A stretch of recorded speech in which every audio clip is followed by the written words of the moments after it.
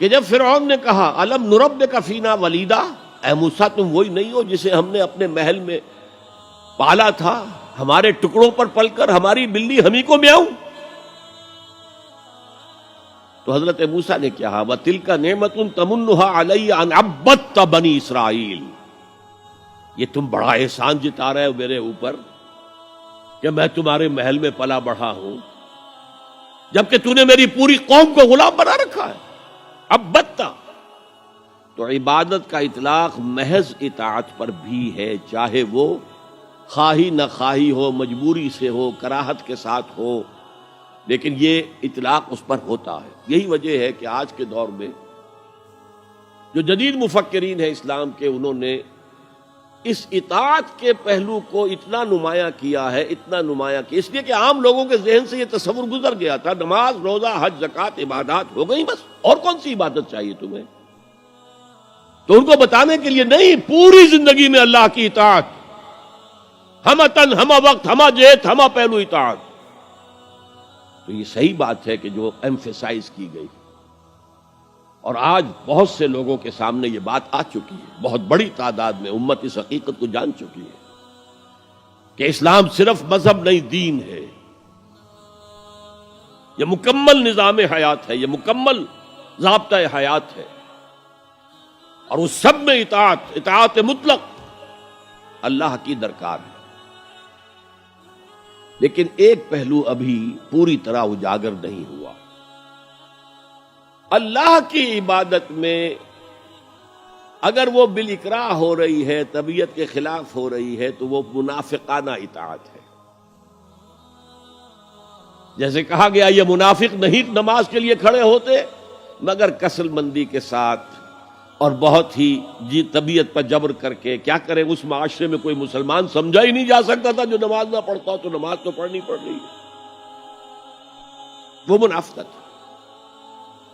اللہ کی اطاعت کاملہ اس کی محبت شدیدہ کے تحت، اس کے شکر کا جذبہ، اے اللہ تیرے لیے حمد ہے، کل شکر تیرے لیے، کل ثنا تیرے لیے، اس شکر اور محبت کے جذبے سے والذین آمنوا اشد حبا للہ، اہل ایمان تو وہ ہے جو شدید ترین محبت کرتے ہیں اللہ کے ساتھ۔ تو اللہ کی اطاعت مطلق، اس کی محبت شدیدہ کے ساتھ دو چیزیں جمع ہوں گی تو پھر وہ اللہ کی عبادت بنے گی۔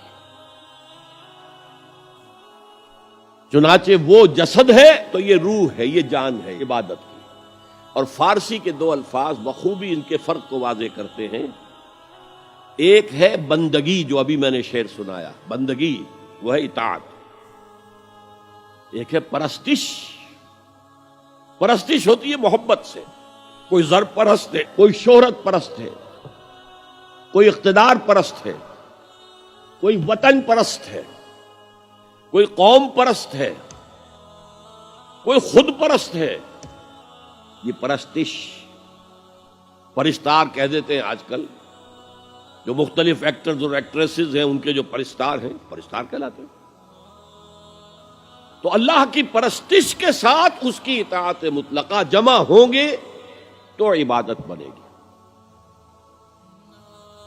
یہ تو ہو گیا عبادت کی تعریف کا معاملہ۔ اسی لیے امام ابن تیمیہ اور ان کے شاگرد جو سب سے بڑے شاگرد ہیں حافظ ابن قیم، انہوں نے عبادت کی تعریف جس طور سے بیان کی، امام ابن تیمیہ نے زیادہ زور دیا اطاعت پر، اور حافظ ابن قیم نے، وہ چونکہ صوفی مزاج آدمی تھے، انہوں نے مقدم رکھا محبت کو۔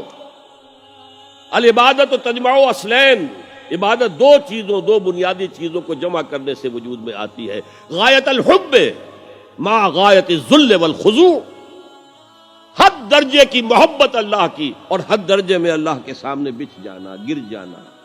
سر تسلیم خم ہے جو مزاج یار میں آئے، جو حکم ہے حاضر ہے پروردگار، جو حکم ہے حاضر ہے۔